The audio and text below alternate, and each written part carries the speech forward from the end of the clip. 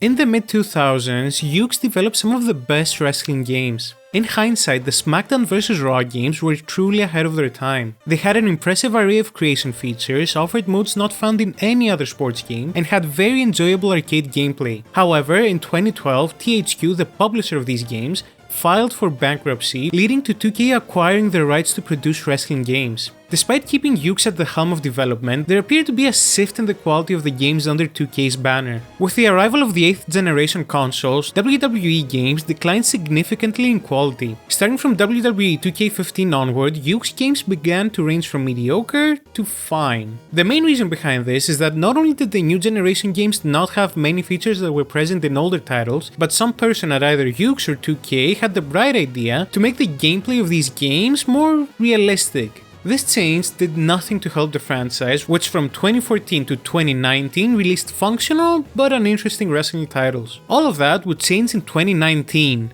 For the worse. Due to some behind the scenes issues that we won't go into now, WWE 2K20 turned out to be not just bad by wrestling game standards, but one of the worst games of all time. And I say that without exaggeration. Those of you who watch my videos will have seen that I've made a couple of videos examining the best and worst video games of all time according to science. WWE 2K20 may not have been in the top 10 worst games of all time, but according to the research I did, WWE 2K20 is the 40th worst game of all time according to science. Regardless of the ranking, that means that both critics and fans agreed that the game was abysmal. But this was a blessing in disguise for 2K. The franchise didn't see a title released for 2 years, but when WWE 2K22 was released, the franchise suddenly had a very strong foundation to build on. And that brings us to today. Wrestling after 20 years is back on its feet, with WWE offering extremely interesting rivalries between stars, and AEW being a very strong alternative with the competition it provides, making so that both wrestlers get better salaries and the audience gets to see better shows. WWE 2K24 capitalizes on this momentum and is a very solid title. It takes the excellent gameplay from 2K22 and surrounds it with modes that provide an immense amount of content. The quantity and quality of the modes available are unmatched by any other sports game. WWE 2K24 is unique, but I'm not sure if it's on purpose. It delivers a fantastic single-player experience, but falls short in terms of multiplayer, which is the opposite of any other game in the genre. Let's check it out. The gameplay of WWE 2K24 hasn't undergone significant changes from last year. Not that this is a bad thing. The gameplay of the last two games has been consistently strong, and Visual Concepts has made some minor additions that definitely enhance the experience, but don't fundamentally change anything in the gameplay. We'll go through them briefly. In matches, players can now execute super finishers, which are special moves that only happen when you fill up 3 finisher bars, and are a useful tool for those who want their matches to follow some sort of storyline. Similar to real life, when a finisher isn't enough, you can use a super finisher to beat your opponent. Additionally, you can carry your opponent to the spot you want and then use your finisher, which allows for easier use of moves like powerbombs near tables. Also, a new camera angle was added that is perfect for the Royal Rumble, but I didn't use it anywhere else. Beyond that, we saw the addition of a new minigame where you trade punches with your opponent, as is done fairly often in real life. Finally, you can jump on several people at once. Overall, these changes are certainly useful, but they are not particularly impressive. However, one addition that I did find very enjoyable is the ability to throw weapons like chairs, tables, and ladders at your opponents. The AI doesn't know how to react when you throw things at it, and it will constantly get up only to get hit by a flying chair to the face. I don't think anyone asked for this particular addition, but whoever came up with this idea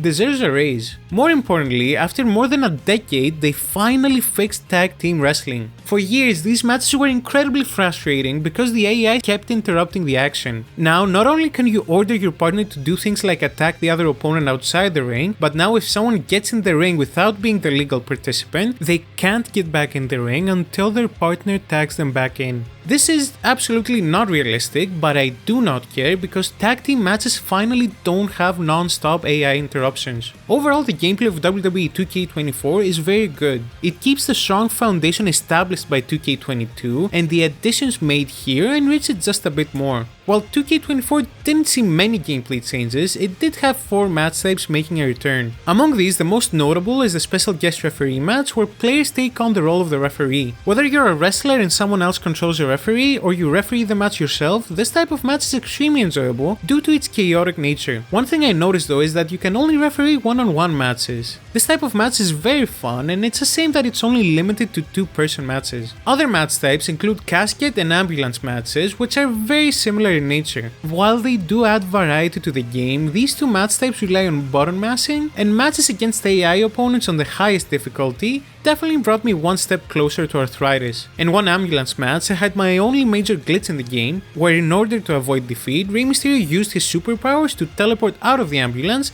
into the audience before the doors closed. The rest of the match took place behind the ambulance, where I had to use my hearing to figure out what was going on, as the ambulance hid all the action. Exclamation mark. Samoan driver. That has gotta be it. Finally, we had the return of gauntlet matches, which to be honest I hadn't noticed were missing from previous titles. Let's move on to the modes.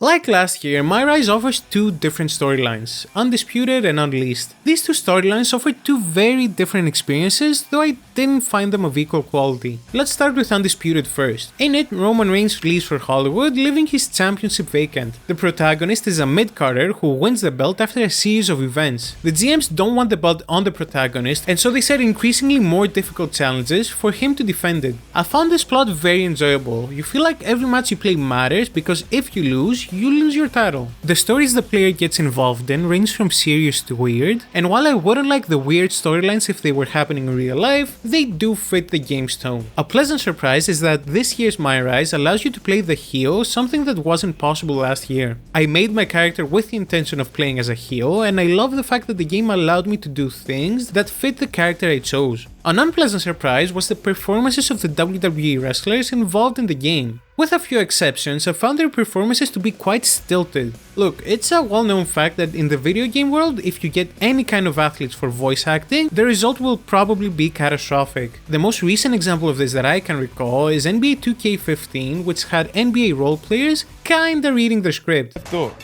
About what? that a young buck like you could actually do the right thing and avoid getting his sorry I had a butt kicked teammate out the hold me game. back.